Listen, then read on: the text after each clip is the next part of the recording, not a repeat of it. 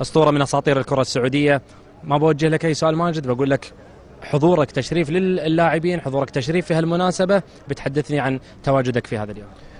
بسم الله الرحمن الرحيم. أول شيء أنا تشرفت أني أكون متواجد هنا بدعوة من أخ صديق عبد الله وبران، وأيضا من الإخوان في الكويت.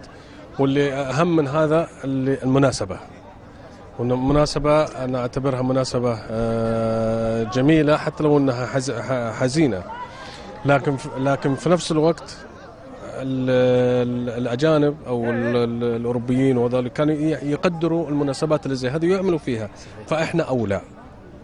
تشوف انها تستمر قصدك ابو عبد الله؟ المفروض تكون ديدا عندنا في الخليج. المفروض نعم، لانه احنا تعرف عواطفنا وش مهم اكثر من الاجانب، يعني عواطفنا احنا معروفين عاطفيين كثيرين، فاحنا من باب اولى نتبنى مواضيع او مناسبات زي هذه.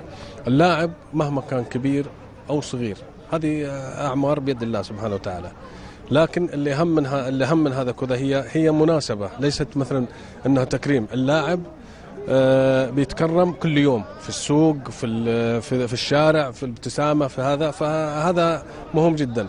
فهذا اللي خلاني أنا متواجد هنا. وأعرف حرصك وأنا مع اللجنة على التواجد، وأمور سرية ربما أنت شخصيا لا تحبذ الكشف عنها حينما حضرت وتواجدك. أنا أشكرك أبو عبد الله على هذا اللقاء، أشكرك على تواجدك إلى نهاية المباراة. شكرا لك كابتن ماجد. شكرا لك ماجد. هذا